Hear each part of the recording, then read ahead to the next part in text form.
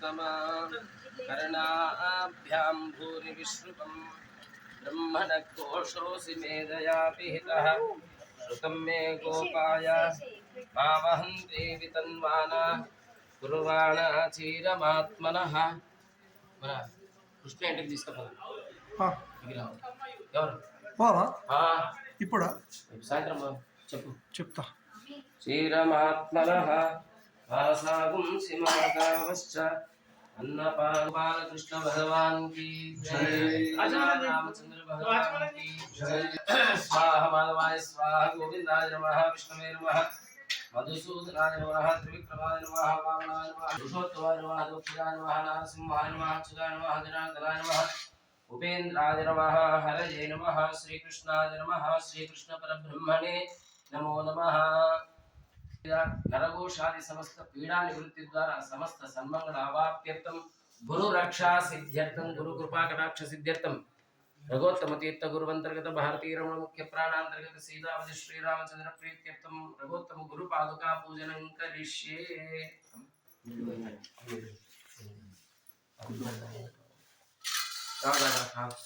ಏನೇನುದಿ ಅವಕಾಶ ಏನಿಡುತ್ತೆ ಆಗ್ತದೆ ಏನಿಡುದಾಗ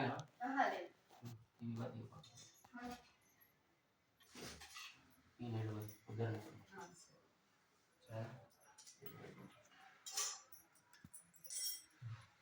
ಗಣಪತಿ ಅಕ್ಷರ ಬೇಡಿ ವಕ್ರತುಂಡ ಮಹಾಕಾಯ ಸೂರ್ಯಕೋಟಿ ಸಮಪ್ರಭಾ ನಿರ್ವಿಘ್ನ ಎಲ್ಲ ಅಕ್ಷರ ವಕ್ರತುಂಡ ಮಹಾಕಾಯ ಫಲಮೇಭ್ಯೋ ವಂದನ ಕುಲದೇವತಂ ಸ್ವಾಮಿ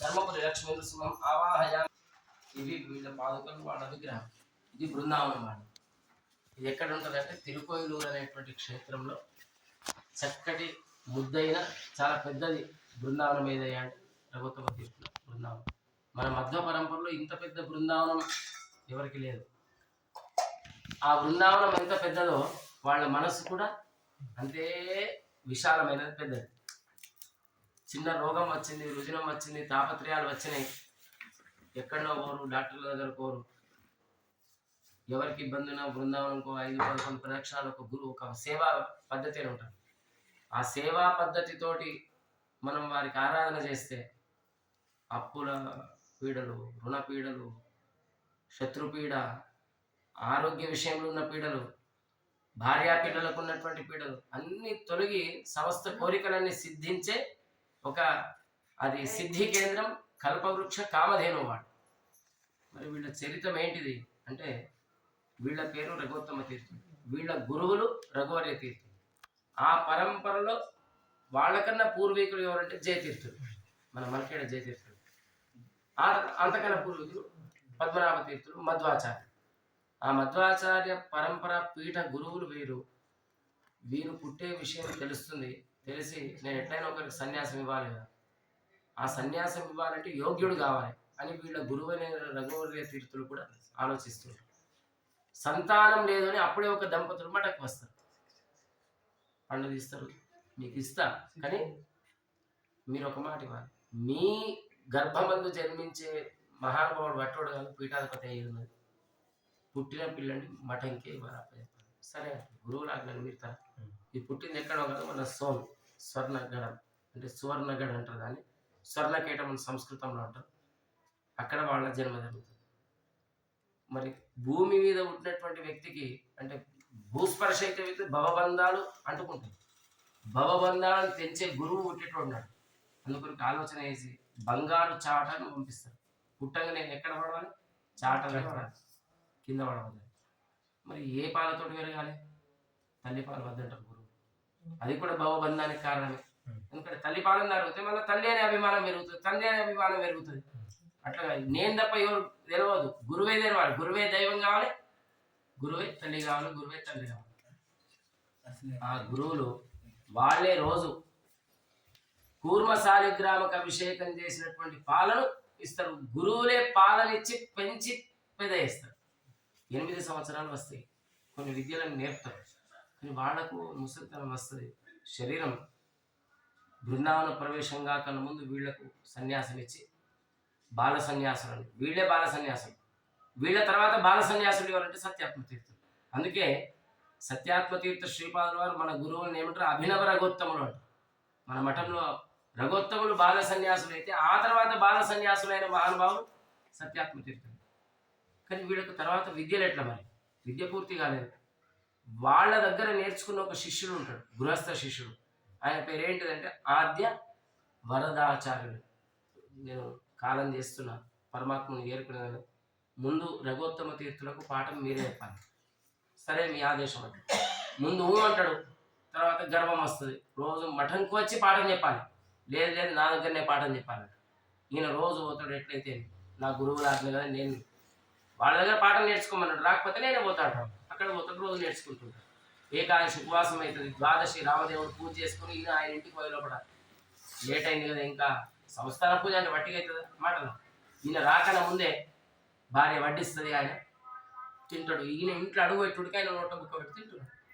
చాచా ఇది మధ్వాచార్య పీఠంకే అవమానం. ఎందుకంటే సామాన్య గృహస్థులకు అవమానం, మనకే అవమానం అయితే బాధపడుతుంటాం. అటువంటిది జగద్గురు పీఠానికి జరుగుతున్నటువంటి అవమానం.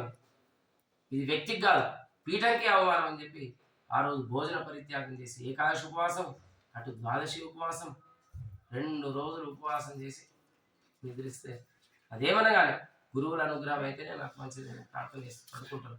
రఘువర్య తీర్థులు స్వప్నంలో వచ్చి రేపటి నుంచి మీరు పాఠం పోకండి, మీకే పాఠం చెప్పేంత బ్రహ్మజ్ఞానం లభిస్తుంది. తల మీద చేతి పెట్టి బీజాక్షరాలు రాసి వాళ్ళు అదృశ్యులు అవుతారు.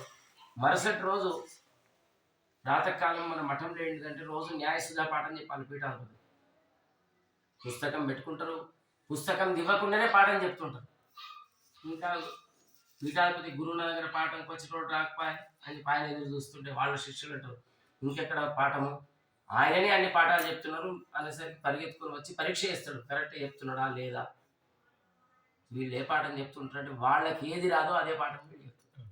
ఆశ్చర్యపోయి క్షమాయాసన ఇస్తారు, చెడ చెంపలు వేసుకుంటారు. మీ పట్ల మేము ఏదో చిన్నపిల్లడివి, ఏం రాదని మేము అపరాధం చేసినాం.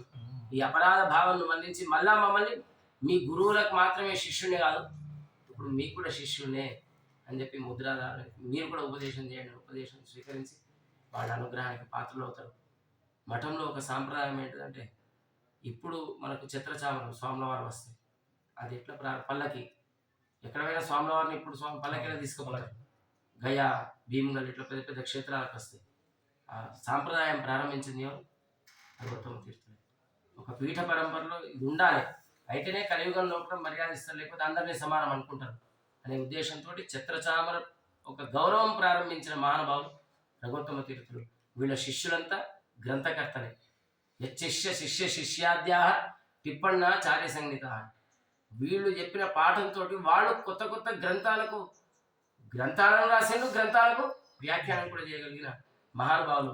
బ్రహ్మరాక్షసుని నిగ్రహించిండు, బ్రహ్మహత్య దోషం పరిహారం ఎంతో మందికి వేసిండు, ఆరోగ్య విషయంలో ఉన్న పీడలు తొలగించిండు. 1 కాదు 2 కాదు, అక్కడ అర్థమవుతుంది. మనందరం కలిసి ఎప్పుడన్నా అక్కడికి వెళదాం.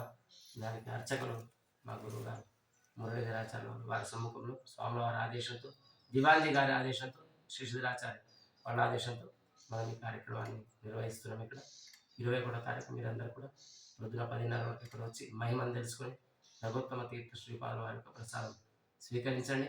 మాతృప్రేమి, మాతృ స్తన్యపానం చేయకుండా తల్లి అనుగ్రహం కావాలని బృందావనం మీద తల్లి బొమ్మను చెక్కించుకున్న మహాత్మాడు. అంత మాతృభక్తి.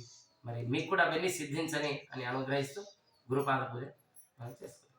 అట్లా రాసారు కింద పెట్టి గురుపాద పూజ. अस्मिन् राष्ट्रे श्रियमावेशयाम्यतो देवी प्रतिपश्याम्यापः दक्षिणं पादपवनेन जयस्मिन् राष्ट्र इन्द्रियं दधामि सव्यं पादपवनेन जयस्मिन् राष्ट्र इन्द्रियं वर्धयामि गम्भीराशय कुम्भसंवृतवचः सन्दर्भगर्भोदशक्तिको भावविबोधनाय गतामिस्यावतारो जनी संतोषित श्रीकान्तं सुमनमदोत्तमं वन्दे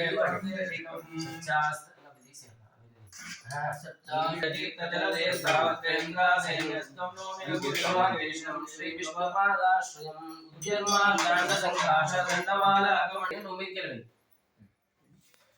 फूल పెట్టండి. యా ఫలనీర్యా ఫలా పుష్పాయాశ్చ పుష్పిణీ.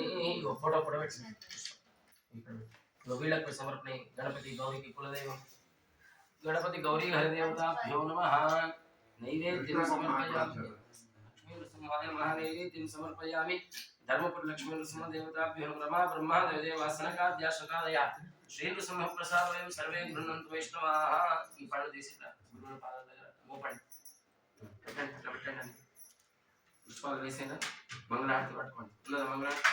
ప్రియ రాఘవ మానస ఉత్తమ గురురాయ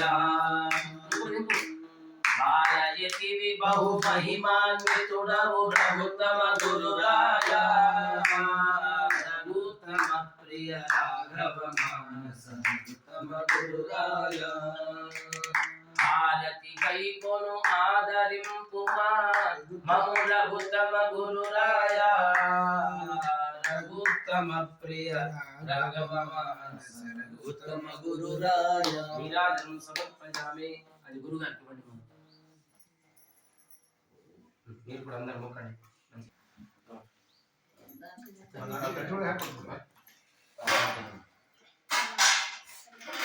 ఆ తట్ట కూడా వాళ్ళకి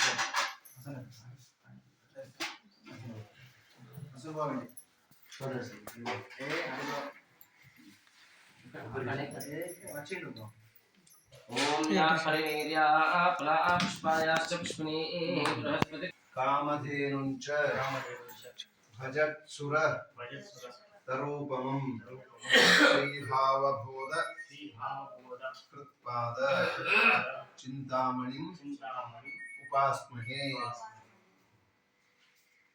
మీరు కొబ్బరికాయ పైన పెట్టండి. పిల్లలు మీ చేతులు నక్షత్రం కింద పడగొట్టుకోకుండా ఇంకోసారి తీసుకొని నాకు ఇచ్చేది. నువ్వు కూడా తీసుకోమా. ఇట్లా పెట్టుకో, ప్లేట్లో పెట్టుకో. ఎక్కడ ప్లేట్ పెద్ద ప్లేట్.